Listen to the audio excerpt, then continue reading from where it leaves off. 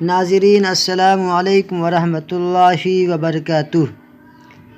آج میرے موضوع کا ٹاپک یعنی عنوان ہوگا پردہ عقل و فطرت کی روشنی میں، جو ابھی دنیا کے اندر حالات حاضرہ میں پایا جا رہا ہے کہ پردہ کتنا ضروری ہے، اور پردہ کی وجہ سے ہماری بہنیں کتنی محفوظ ہے، اور پردہ نہ کرنے کی وجہ سے ہماری بہنیں کتنا پریشان ہیں۔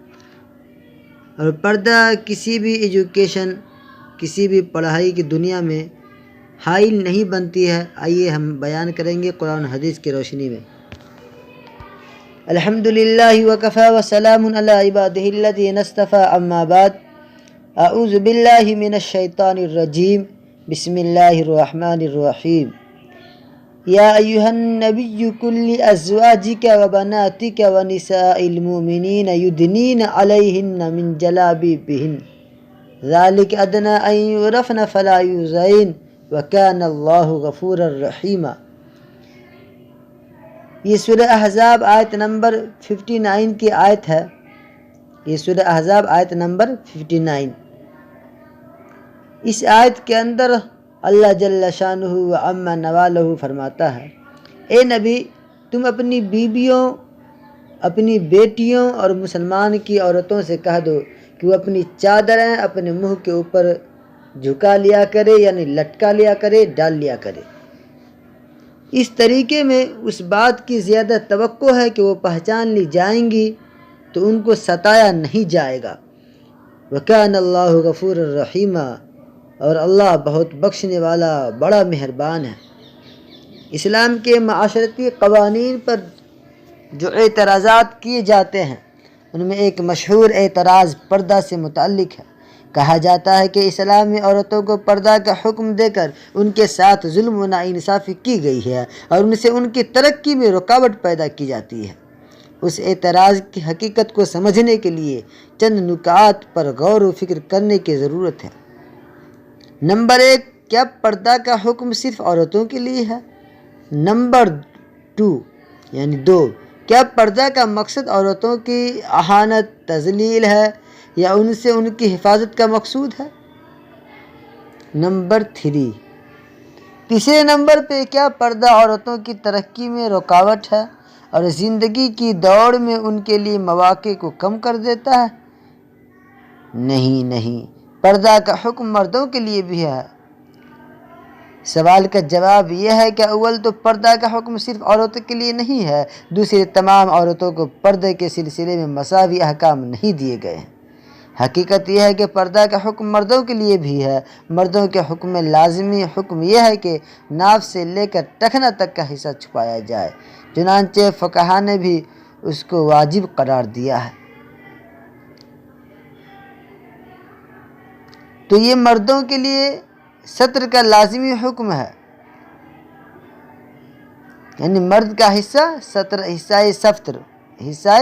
ستر جو چھپانے کی چیزیں ہیں، جو مرد کے لیے پردہ ہے، جس چیز کا حکم کیا گیا، مرد کا حصہ پردہ کیا ہے؟ ناف سے گھٹنوں تک۔ یہ تو مردوں کے لیے ستر کا لازمی حکم ہے، لیکن مستحب طریقہ یہ ہے کہ گردن سے کمر تک کا حصہ بھی چھپا ہوا ہو، اس لیے کہ اس طرح نماز پڑھنے کو منع کیا گیا ہے۔ انسان کے بازو کھلے ہوئے ہوں، اسی لیے رسول اللہ صلی اللہ علیہ وسلم نماز کے لیے 2 کپڑے کا استعمال فرماتے تھے، ایک تہمن جو کمر کے نیچے کے حصہ کو ڈھانک لے، اور دوسرے وہ کپڑا جس سے اس سے اوپر کا حصہ چھپ جائے۔ ایک بار آقا انعامدار تاجدار مدینہ محمد عربی صلی اللہ علیہ وسلم صرف تہمن میں نماز پڑھی تو دیکھنے والے صحابی کے لیے یہ بات حیرت کی باعث ہوئی۔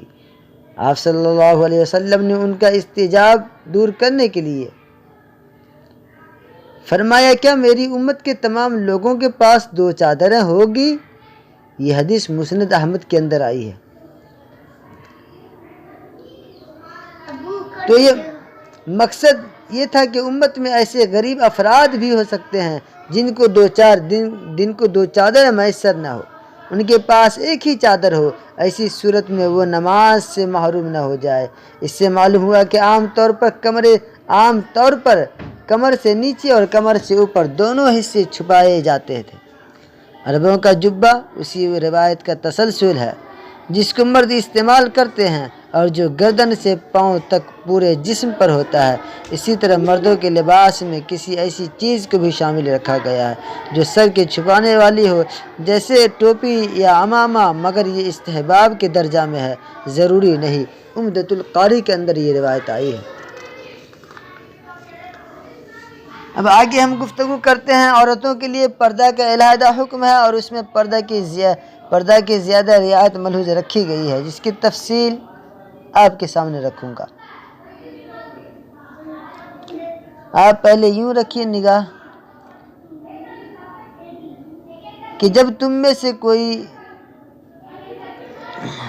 قرآن کریم کے اندر اللہ تعالیٰ فرماتا ہے ان المؤمنین والمؤمنات یغضضن من ابصارہن ویحفظن فروجہن، کہ مومن مرد مومن عورتیں اپنی نگاہوں کو نیچی رکھیں۔ آپ مسلمان مردوں سے کہہ دیجئے کہ وہ اپنی آنکھوں کو نیچی رکھے اور اپنی شرمگاہوں کی حفاظت کرے، یہ ان کے لیے صاف ستھرا طریقہ ہے۔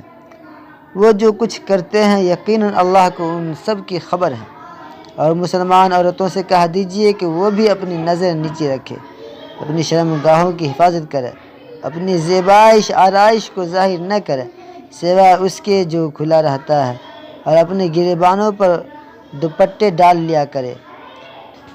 اپنے شوہر، والد، خسر، بیٹے، شوہر کے بیٹے، بھائی، بھتیجوں، بھانجوں، اپنی عورتوں، باندیوں